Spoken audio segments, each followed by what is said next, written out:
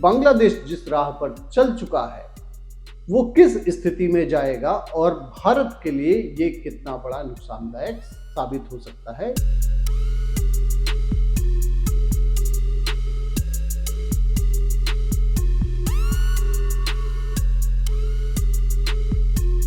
बांग्लादेश में एक बार फिर से कट्टरपंथ हावी हो गया है और फिर से मौका मिल गया है चरमपंथियों को कट्टरपंथियों पर और हिंदुओं पर निशाना साधा जा रहा है, जबकि कहीं से लोकल कोई भी कनेक्शन नजर नहीं आ रहा है। उस्मान हादी नाम के एक व्यक्ति की हत्या होती है जो जिम्मेदार था शेख हसीना की सत्ता को पलटने के लिए, और उसके बाद से जब उसको गोली मारी गई, उस्मान हादी को गोली मारी गई, सिंगापुर में उसकी मौत होती है और उसके पीछे का खेल फिर चलने लगता है और कट्टरपंथ जन्म लेता है और एक हिंदू को सरेआम उसकी बेरहमी से हत्या कर दी जाती है, जबकि इन दोनों घटनाओं में कहीं से भी कोई भी कनेक्शन नजर नहीं आता है। इस पर हम बात करेंगे। नमस्कार, मैं हूं राजीव, आप देख रहे हैं आपकी खबर राजनीति। भारत ने एडवाइजरी जारी कर दी है और बांग्लादेश में जो भी इंडियंस रह रहे हैं, चाहे वहाँ स्टूडेंट्स हो या जो भी ऑफिसर्स हों, उनके लिए एडवाइजरी जारी कर दी गई है कि वो कनेक्शन में रहे इंडिया के और बिना मतलब के बाहर जाने को अवॉइड करें। ये सिचुएशन हो गई है। ये तो हो गई है जो इंडिया से गए हुए हैं बांग्लादेश में, जो वहाँ रह रहे हैं, लेकिन जो वहाँ के रहने वाले लोग हैं, जो बांग्लादेशी हैं, जो हिंदू हैं, उनके ऊपर कहर टूट पड़ा है। एक घटना और होती है, दीपू चंद्र दास, इसकी हत्या कर दी जाती है। मैमन सिंह जिला है भालुका में, बांग्लादेश में, वहां इसकी बेरहमी से हत्या कर दी जाती है और आरोप ये लगाया जाता है ब्लास्फेमी का, ईस्ट निंदा का आरोप लगाकर उसकी हत्या की जाती। खुद ही भीड़ जो है वो जज बन जाती है। बांग्लादेश में इस समय कोई भी कानून काम नहीं कर रहा है। कट्टरपंथ इस तरीके से हावी है, जो वहां यूनिस के अंतरिम सरकार है यूनुस की, वो पूरी तरीके से विफल नजर आ रही है। कहीं से भी लॉ एंड ऑर्डर की कोई भी सिचुएशन नहीं है। अब आइए हम बात कर लेते हैं कि आखिर में उस्मान हादी था क्या, क्यों इतना बवाल आ रहा है। Who is Usman Hadi of Bangladesh? इसके बारे में आपको बता दें कि उस्मान हादी जो था ये स्टूडेंट लीडर था और इसी ने, जो बांग्लादेश की सरकार थी उस समय, जो सरकार थी उसमें शेख हसीना के खिलाफ एक ड्राइव चलाया गया था और ये कहा गया था कि सरकारी नौकरियों में जिस तरीके से भ्रष्टाचार है और नौकरियां नहीं मिल रही हैं, उसको लेकर एक ड्राइव चलाया था जिसका लीडर था उस्मान हादी।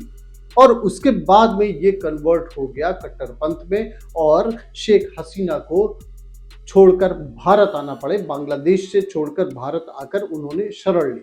और बांग्लादेशी में जो कट्टरपंथी, उनके लिए सबसे बड़ी मुश्किल यही है कि उनको ये लगता है कि जो शेख हसीना हैं उनका भारत के साथ में कनेक्शन शुरू से ही रहा है।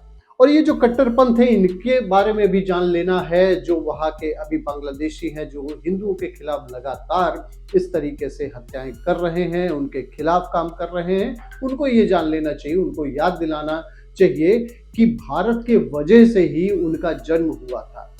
और शेख हसीना के जो पिता थे, उन्हीं के समय में बांग्लादेश एक नया देश बना था जिसमें भारत में उस समय के प्रधानमंत्री का बहुत बड़ा योगदान था, इंदिरा गांधी का। लेकिन आज की स्थितियां क्या है, वो भारत को अपना सबसे बड़ा दुश्मन मानते हैं। और ये जो मानसिकता है उनकी, उसका कारण यह है कि 1971 में जब बांग्लादेश का फॉर्मेशन हुआ था, उस समय हिंदुओं की आबादी थी 22%, जो कि अब घटकर 8% केवल रह गई है। और वहाँ जो भी हिंदू रह रहे हैं उनकी स्थितियां बहुत ही बदतर हो चुकी हैं। एक उदाहरण आप देख ही रहे हैं, दीपू चंद्र दास की जिस तरीके से हत्या कर दी गई। और उसके बाद में जब वहाँ अंतरिम सरकार जब बनी थी मोहम्मद यूनुस की, उसके बाद से कट्टरपंथ ने जन्म लिया और वहाँ हिंदुओं के ऊपर जबरदस्त अत्याचार किए गए। अब जब अज्ञात हमलावर ने उस्मान हादी की हत्या कर दी, तो ये भी वहां के कट्टरपंथियों को लग रहा है कि ये जो कुछ किया गया है भारत के इशारे पर किया गया है और भारत में ही जो अज्ञात हमलावर थे वो शरण ले चुके हैं।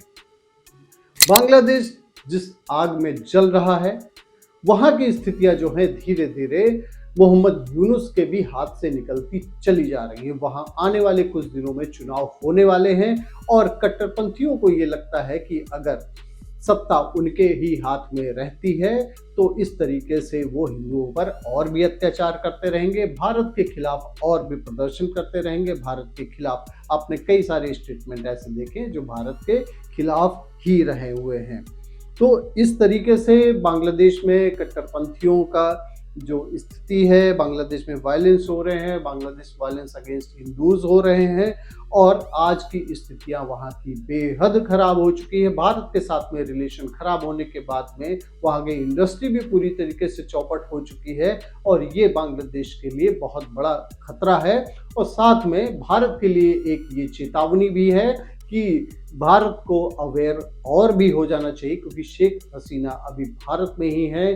बांग्लादेश लगातार उनके प्रत्यर्पण की मांग कर रहा है, लेकिन भारत उनको दे नहीं रहा है बांग्लादेशियों को, और यही सबसे बड़ी वजह है कि भारत के खिलाफ और भी जहर उगला जा रहा है। लेकिन इस पूरी स्टोरी में आपको ये नहीं समझ में आया होगा कि आखिर में ये उस्मान हादी और दीपू चंद्र दास का कनेक्शन क्या था।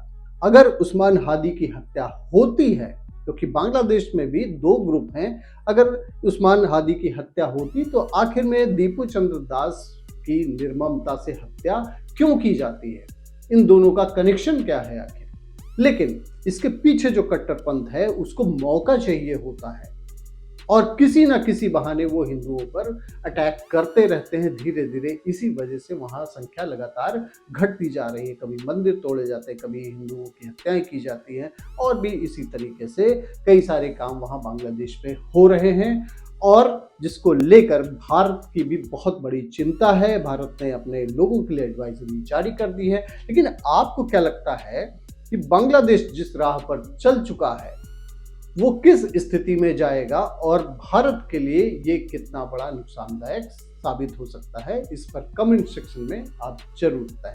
थैंक यू फॉर वॉचिंग आपकी खबर राजनीति।